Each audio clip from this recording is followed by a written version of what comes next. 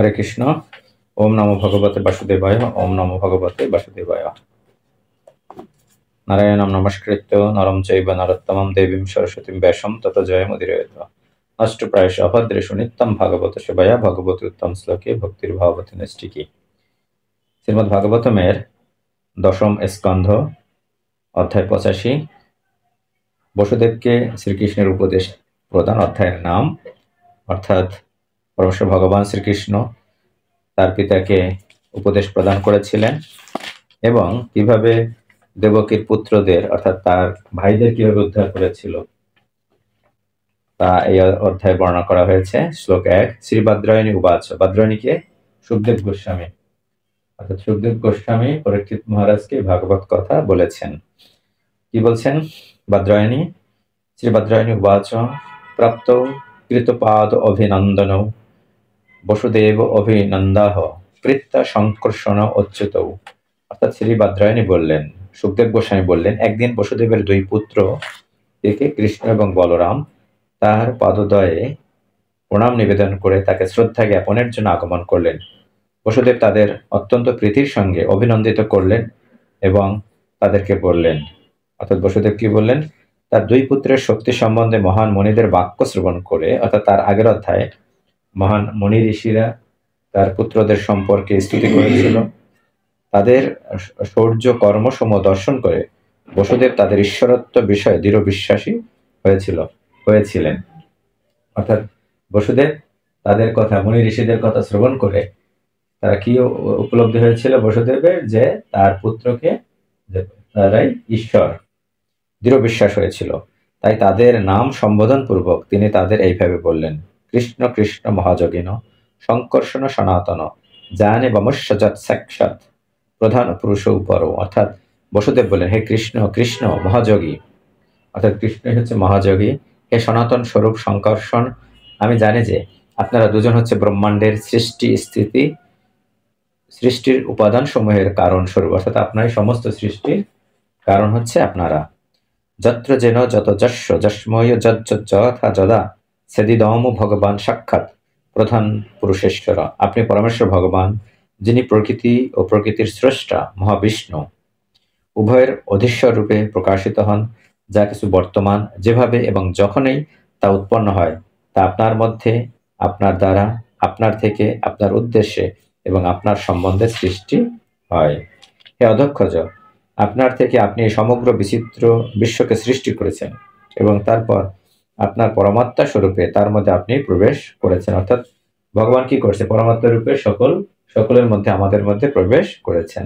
হে জন্মরহিত পরমাত্মা, এইভাবে সকলের প্রাণ জ্ঞান রূপে আপনি সৃষ্টিকে পালন করছেন। সকলের হৃদয়ে প্রবেশ করে তিনি সকলকে পালন করছেন।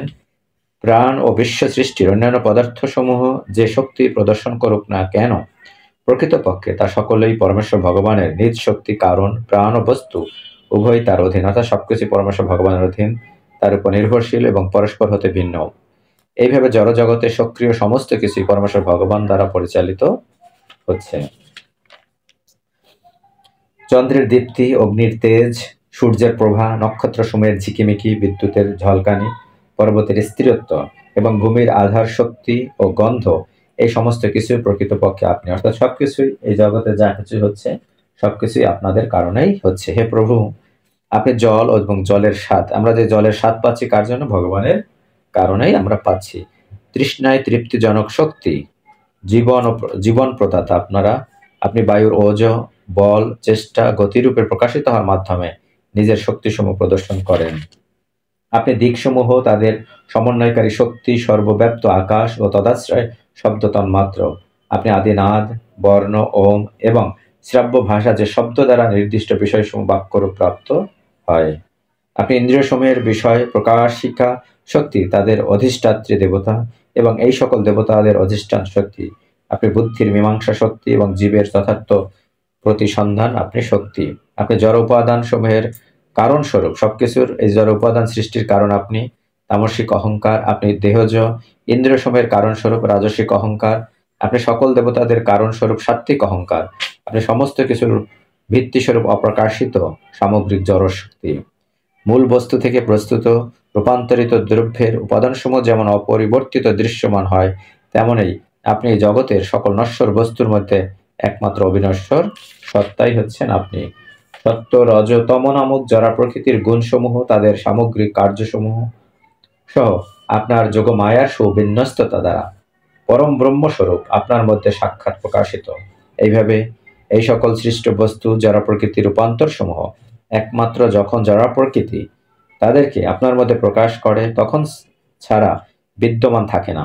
সেই সময় আপনিও তাদের মধ্যে নিজেকে প্রকাশ করেন, কিন্তু সৃষ্টির এরূপ একান্ত সময় ব্যতীত আপনি একমাত্র পরমার্থ স্বরূপ রূপে বিরাজিত থাকেন। অর্থাৎ গীতায় বলছে কি, নবম অধ্যায়, অব্যক্ত রূপে আমি সমস্ত জগতে ব্যপ্ত আছি, অর্থাৎ সমস্ত জগতেই ভগবান বিরাজমান, সমস্ত জীব আমাতেই অবস্থিত, কিন্তু আমি তাতে অবস্থিত নেই। যদিও সবকিছু আমার এই সৃষ্ট, তবুও তারা আমাতে অবস্থিত নয়। আমার যোগেশ্বর্য দর্শন করো। যদিও আমি সমস্ত জীবের ধারক, যদিও আমি সর্বব্যক্ত, তবু আমি সমস্ত সৃষ্টির উৎস হচ্ছে পরমেশ্বর ভগবান। গুণ প্রবাহ এতস্মিন অবুধা গতিম শিক্ষামবোধেন সংসরন্তিয়ঃ কর্মবিহা। এই জগতের জাগতিক গুণাবলীর অনবরত প্রবাহের মধ্যে আবদ্ধ হয়ে যারা আপনাকে সমস্ত কিছুর পরমাত্মা, তাদের পরম শ্রেষ্ঠ গতিরূপে জানতে ব্যর্থ হয়, তারা প্রকৃতপক্ষে অজ্ঞ। অর্থাৎ যারা জানে না যে শ্রীকৃষ্ণই হচ্ছেন পরমেশ্বর ভগবান, তাদেরকে বলা হয়েছে কি অজ্ঞ। অর্থাৎ মনুষ্য জীবন ব্যর্থ তাদের অজ্ঞতার জন্য জাগতিক কর্মবন্ধন এরূপ আত্মাদের জন্ম মৃত্যুর চক্রে ভ্রমণ করতে বাধ্য করে।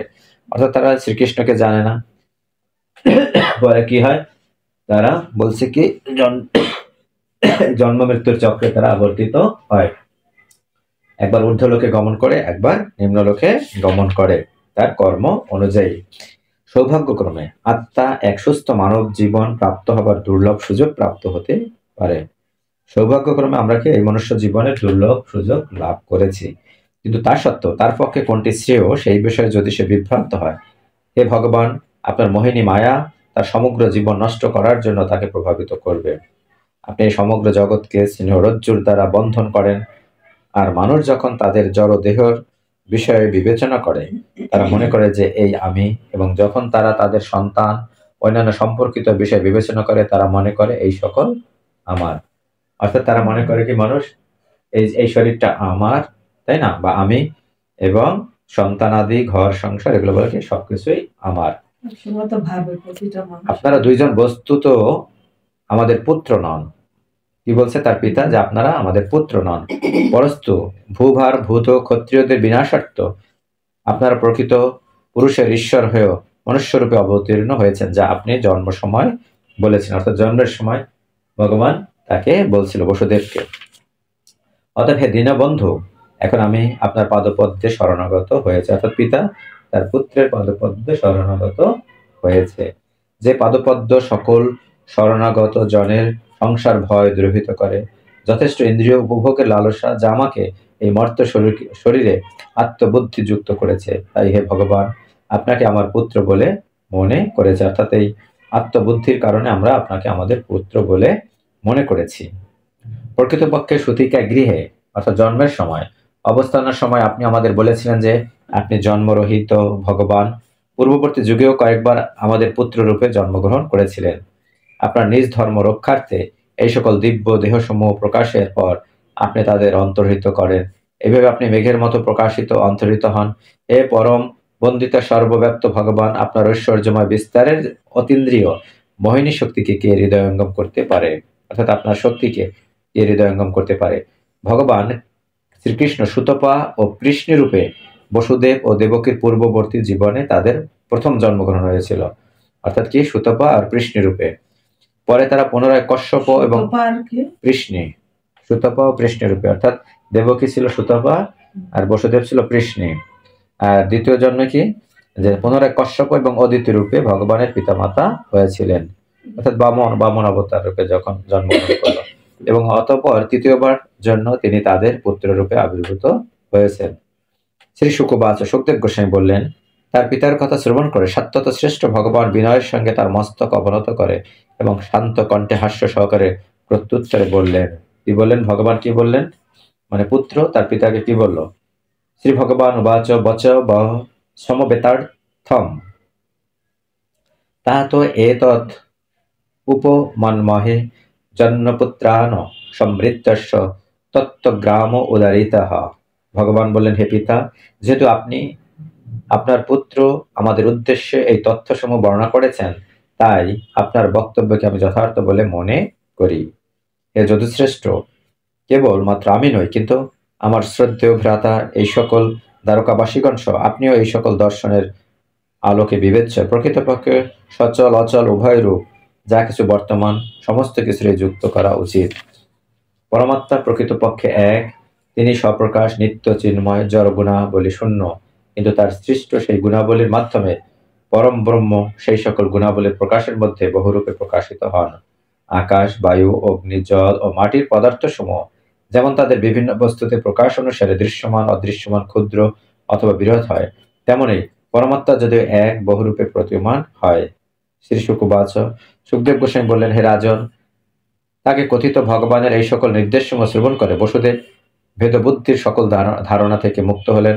সন্তুষ্ট হৃদয়ে তিনি নীরব থাকলেন। হে কুরুশ্রেষ্ঠ, এই সময় সর্বজন পূজনীয়া দেবকী তার দুই পুত্র কৃষ্ণ বলরামের উদ্দেশ্যে বলবার সুযোগ গ্রহণ করলেন। এখন দেবকী মাতা তার পুত্রদের উদ্দেশ্যে বলবার সুযোগ পেল। তিনি পূর্বে বিস্মিত হয়ে শুনছিলেন যে তারা তাদের গুরুদেবের পুত্রকে মৃত্যু থেকে ফিরিয়ে এনেছিলেন। অর্থাৎ তারা শুনছিল দেবকী আগে যে তারা তাদের গুরুদেবের পুত্রকে তারা তাদের মৃত্যু হয়েছিল, গুরুদেবের পুত্র তাকে ফিরিয়ে এনেছিল। এখন কংস দ্বারা নিহত নিজ পুত্রদের কথা স্মরণ করে তিনি অত্যন্ত দুঃখ অনুভব করলেন, আর তাই অশ্রুপূর্ণ নয়নে তিনি কৃষ্ণ বলরামের প্রতি স্বনির্বন্ধ প্রার্থনা জ্ঞাপন করলেন। শ্রী দেবকী উবাচ, দেবকী বললেন, কি বললেন? রাম রাম অপ্রেমেয় আত্মন কৃষ্ণ যোগেশ্বর ঈশ্বর বেদাহম বাম বিশ্ব সৃজাম ঈশ্বর।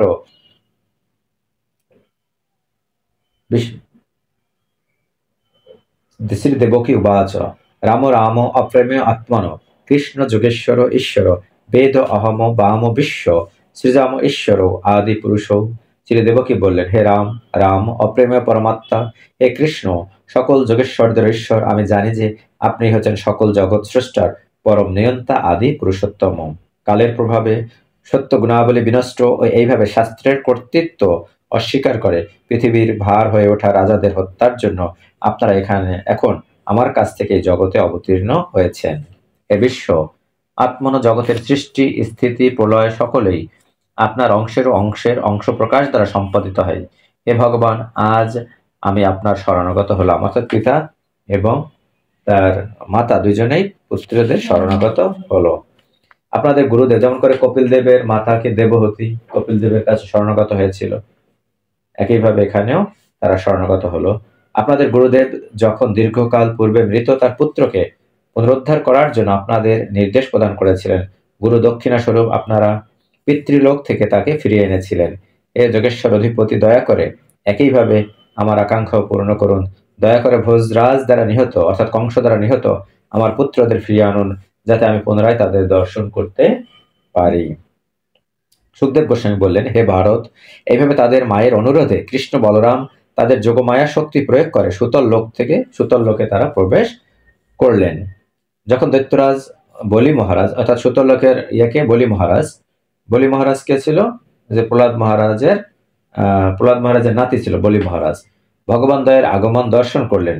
যেহেতু তিনি তাদের পরমাত্মা ও সমগ্র জগতের বিশেষত তার নিজের পরম আরাধ্য বলে জানতেন, তাই তার হৃদয় আনন্দে উপসে উঠল। তিনি তৎক্ষণাৎ উত্থিত হয়ে তার সমগ্র অনুগামী বৃন্দ সহ সশ্রদ্ধ প্রণাম নিবেদন করলেন। বলে আনন্দের সঙ্গে তাদের শ্রেষ্ঠ আসন নিবেদন করলেন। তারা উপবিষ্ট হলে তিনি তাদের পাদদয় ধৌত করলেন। তারপর তিনি সেই জগৎ পবিত্রকারী জল গ্রহণ করে নিজেকেও তার অনুগামীদের সিঞ্চিত করলেন। তার অধীনস্থ সকল সম্পদ দ্বারা মূল্যবান বস্ত্র, অলঙ্কার, সুগন্ধি, চন্দন, তাম্বুল, দ্বীপ, সুস্বাদু খাদ্য ইত্যাদি দ্বারা তিনি তাদের পূজা করলেন। এইভাবে তিনি তার পরিবারের সমস্ত সম্পদ এবং নিজেকেও নিবেদন করলেন। ভগবানের পাদপদ্ম বারম্বার ধারণ করে ইন্দ্রসেন বিজয়ী বলি গভীর প্রেমবশত বিগলিত হৃদয়ে কথা বলছিলেন। হে রাজন, আনন্দাশ্রুপূর্ণ নয়নে পুলকিত অঙ্গে গদগদ স্বরে তিনি বলতে লাগলেন। কি বললেন বলি মহারাজ? বলি উবাচ, রাজা বললেন, নম অনন্তায় বৃহতে নম কৃষ্ণায় বেধসে শঙ্খ যোগবিত্তানায় ব্রহ্মণে পরমাত্মনে। আমি মহান ভগবান অনন্তকে প্রণাম নিবেদন করি। জগৎ স্রষ্টা শ্রীকৃষ্ণ যদি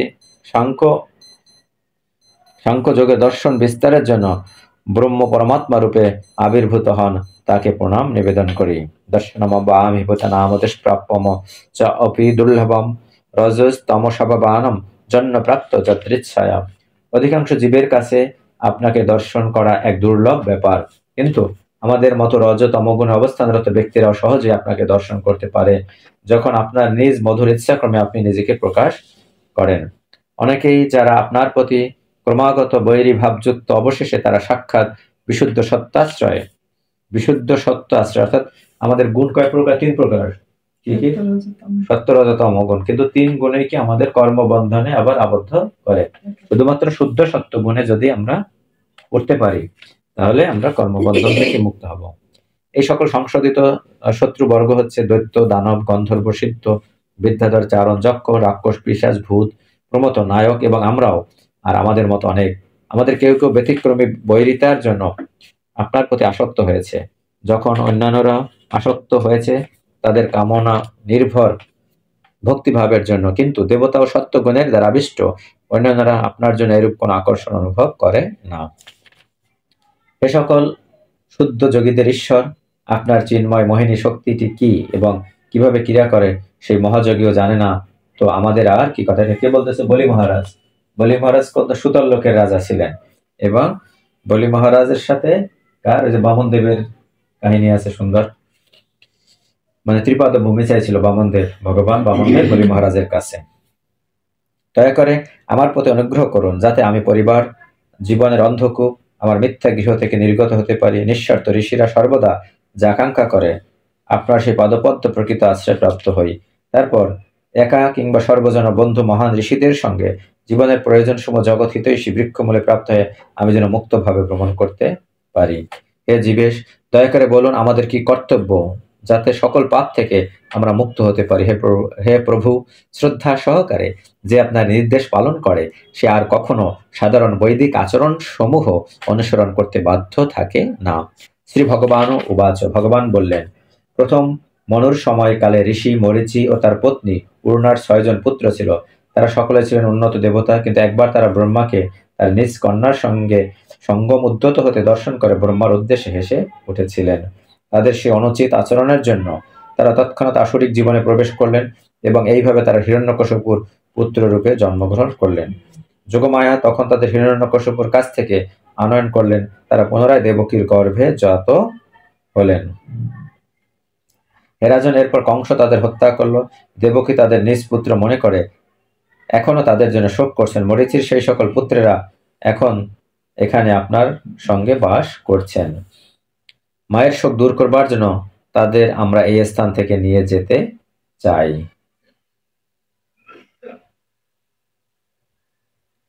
তারপর তাদের অভিশাপ এবং সকল সন্তাপ থেকে মুক্ত হয়ে তারা তাদের স্বর্গের আলোয় ফিরে যাবেন।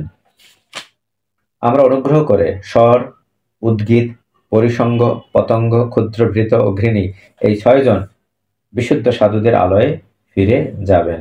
এই 6 জন যখন প্রথমে মরীচির পুত্র ছিলেন তখন তাদের এই সকল নাম ছিল, ওই মানে দেবকীর 6 পুত্র, তাদের এগুলো যখন কি ছিল, মরীচির পুত্র ছিল, তাদের এই নামগুলো ছিল। এদের মধ্যে জ্যেষ্ঠ স্বর, এদের মধ্যে প্রথম কি হয়েছিল, স্বর যখন পুনরায় বসুদেবের পুত্ররূপে জন্মগ্রহণ করেন তাকে কীর্তিমান ডাকা হতো। তখন তার নাম ছিল কি, কীর্তিমান। প্রথম অর্থাৎ কৃষ্ণের বড় ভাইয়ের নাম কি ছিল, কীর্তিমান। কীর্তিমন্তম প্রথম অজম কংসায়নক দুন্ধবী অর্পমায়স কৃচ্ছেন স অনিদ্রাত বিহবল।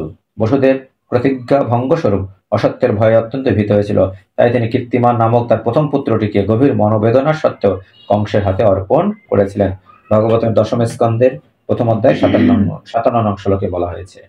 সুখদেব গোস্বামী বলে চলছেন, একথা বলার পর শ্রীকৃষ্ণ শ্রী বলরাম বলি মহারাজ দ্বারা পূজিত হয়ে সেই 6 পুত্রদের নিয়ে দ্বারকায় প্রত্যাবর্তন করে তাদের মায়ের কাছে অর্পণ করলেন। ওই তাদের 6 ভ্রাতাকে তার মায়ের কাছে, দেবকীর কাছে অর্পণ করলেন। দেবকী যখন তার হারানো পুত্রদের দর্শন করলেন তিনি তাদের জন্য এমন স্নেহ অনুভব করলেন যে তার স্তন থেকে দুগ্ধ খরিত হতে লাগলো। তিনি তাদের আলিঙ্গন করলেন এবং তার কোলে গ্রহণ করে পুনঃ পুনঃ তাদের মস্তক আঘ্রাণ করতে লাগলেন। প্রীতি ভরে তিনি তার পুত্রদের স্তন পান করালেন। যা কেবলমাত্র তাদের স্পর্শ দ্বারা দুগ্ধে সিক্ত হয়ে উঠেছিল, যা জগতের সৃষ্টিকে প্রবর্তিত করে ভগবান বিষ্ণুর সেই একমাত্র মায়াশক্তি দ্বারা তিনি মোহিত ছিলেন। এই ইতিপূর্বে শ্রীকৃষ্ণের পান করা দেবকীর অমৃত দুগ্ধের অবশিষ্ট পান করার ফলে, অর্থাৎ কৃষ্ণ যখন জন্মগ্রহণ করলো তখন একটু পান করছিল, অবশিষ্ট পান করার পর অবশিষ্টাংশ এখন তারা পান করে, এবং ভগবান নারায়ণের চিন্ময় দেহে স্পর্শ করার ফলে তারা তাদের মূল পরিচয় অবগত হলেন। তারপর গোবিন্দকে, দেবকীকে, তার পিতাকে এবং বলরামকে প্রণাম নিবেদন করলেন, এবং তারপর সকলের সমক্ষে তারা দেবলোকে গমন করলেন। তাৎপর্যে বলা হয়েছে, অত্যন্ত স্বল্প সময়ের জন্য মাত্র দেবকী ও বসুদেবের কাছে ভগবান কৃষ্ণ এক শিশুরূপে অবস্থান করেছিলেন। প্রথমে ভগবান তাদের সম্মুখে কিভাবে আসলো? ওই কংসের কারাগারে চতুর্ভুজ বিষ্ণু রূপে আসলো, আবির্ভূত হয়েছিলেন। তাদের প্রার্থনা, অর্থাৎ এটাকে বলা হয় গর্ভস্তুতি, তাদের প্রার্থনা শ্রবণ করার পর তিনি নিজেকে তাদের আনন্দের জন্য দৃশ্যত এক সাধারণ শিশুরূপে পরিবর্তিত করলেন। অর্থাৎ তিনি তো মায়ের গর্ভে জন্মগ্রহণ করে না, অজনী ছিল, কিন্তু তার ভ্রাতাদের ভাগ্য ভোগ করা থেকে কৃষ্ণকে রক্ষার জন্য বসুদেব তৎক্ষণাৎ তাকে কংসের কারাগার থেকে সরিয়ে দিলেন। বসুদেব তাকে নিয়ে যাওয়ার পূর্ব মুহূর্তে মাতা দেবকী কৃষ্ণকে একবার স্তন পান করালেন, যাতে নন্দ ব্রজের দীর্ঘ যাত্রাপথে তিনি তৃষ্ণা বোধ না করেন। একথা আমরা শ্রী বিশ্বনাথ চক্রবর্তী ঠাকুরের ভাষ্য থেকে জানতে পারি। এ রাজন তার পুত্রদের মৃত্যু থেকে প্রত্যাবর্তন করতে পরে পুনরায় প্রস্থান করতে দর্শন করে দেবী দেবকী অত্যন্ত বিস্মিত হয়েছিলেন। তিনি সিদ্ধান্ত এলেন যে এই সকল ছিল কৃষ্ণ দ্বারা রচিত এক মায়া মাত্র। শ্লোক 58। আর দুইটা শ্লোক আছে। এবং বিধানি অদ্ভুতানি কৃষ্ণস্য পরমাত্মনঃ বীর্যানি অনন্ত বীর্যস্য সন্তি অনন্তানি ভারত। হে ভরতকুল নন্দন, অসীম শৌর্যের অধীশ্বর পরমাত্মা শ্রীকৃষ্ণ এই ধরনের অসংখ্য লীলা সম্পাদন করেছেন। শ্রীসুত উবাচ ইয়া ইদম অনুশৃণোতি শ্রাবয়থা মুরারেহ চরিতমৃত কীর্তে বর্ণিতম ব্যাসপুত্রৈ জগধগ অভিদলম তদ্ভক্ত সৎকরণপুরম ভগবতী কৃত চিত্ত ইয়াতি তৎক্ষেম ধাম। অর্থাৎ শ্রী সুত গোস্বামী বললেন, ভগবান মুরারি কৃত এই অক্ষয় কীর্তি লীলা সম্পূর্ণরূপে জগতের পাপ বিনাশ করে তার ভক্তদের কর্ণের ভূষণ রূপে পরিবেশিত হয়। ভক্তদের কর্ণের ভূষণ রূপে, দেখেন কি সুন্দর কথা বলছে। অর্থাৎ এই ভাগবত কথা হচ্ছে ভক্তদের কর্ণের ভূষণ। কর্ণকে ভাগবতমের দ্বিতীয় স্কন্ধে বলছে এটাকে বিলেবত, অর্থাৎ সর্পের গর্ত। ঠিক আছে, কারণ কান দ্বারা আমরা বাজে কথা শ্রবণ করি, বাজে কথা শ্রবণ করলে আমাদের হৃদয় কি হয়? পাপে পূর্ণ হয়। কিন্তু তার জন্য আমাদের ভাগবত কথা শ্রবণ করতে হবে। যিনি যত্ন সহকারে ব্যাসের শ্রদ্ধেয় পুত্র দ্বারা কথিত এই লীলা শ্রবণ বা বর্ণনা করেন, তিনি ভগবানের চিন্তায় তার মনকে স্থির করতে সমর্থ হবেন এবং পরম মঙ্গলময় ভগবত ধাম প্রাপ্ত হবেন। তারপর শ্রীধর স্বামীর মত অনুসারে ভগবান কৃষ্ণের জীবনের অপূর্ব ঘটনাবলীর শ্রবণ এমনভাবে পাপসমূহ বিনাশ করে যেটি হচ্ছে পূর্ণ, কেন এটি সহজ। যে কেউ সহজে শ্রবণ অংশগ্রহণ করতে পারেন এবং যারা কৃষ্ণের প্রতি উৎসর্গীকৃত হয়েছেন তারা তার বিষয়ের অলঙ্কারটি সর্বদা তাদের কানে ধারণ করার আনন্দ উপভোগ করেন। সেই সকল ঘটনার সময় যারা উপস্থিত ছিলেন কেবলমাত্র তারাই নন, কিন্তু সুখদেব গোস্বামী, সুত গোস্বামী যারাই এ পর্যন্ত তা শ্রবণ করেছেন তারা সকলে, এবং এই জগতের ভবিষ্যতে যারা শুনবেন, শুধু সুখদেব গোস্বামী সুত গোস্বামী না, যারা শুনবেন তারা প্রত্যেকে ভগবান কৃষ্ণের অপ্রাকৃত মহিমাসম অবিরাম পাঠের দ্বারা কৃপাধন্য। যারা এটা শুনবেন তারা কৃপাধন্য। অর্থাৎ একই সাথে এখানে বলছে সুখদেব গোস্বামী উবাচ সুত গোস্বামী উবাচ, অর্থাৎ সুখদেব গোস্বামী যখন এই ভাগবত কথা বলছিল তখন শ্রোতা হিসাবে সুত গোস্বামী ছিল। দ্বিতীয়বার যখন ভাগবত কথা হয় সৌনকাদি ঋষিগণের কাছে সুত গোস্বামী এই ভাগবত কথা আবার তিনি বলছিলেন। এটি শ্রীমদ ভাগবতমের দশম স্কন্ধের বসুদেবকে শ্রীকৃষ্ণের উপদেশ প্রদান ও দেবকীর পুত্রদের উদ্ধার নামক 85তম অর্থাৎ 85তম অধ্যায়ের কৃষ্ণ কৃপা শ্রীমূর্তি শ্রী অভয়চরণবৃন্দ ভক্তি বেদান্ত স্বামী প্রভুপাদের দিনহীন দাসবৃন্দের তাৎপর্য সমাপ্ত হলো। হরে কৃষ্ণ কৃষ্ণ কৃষ্ণ হরে হরে, হরে রাম রাম রাম হরে।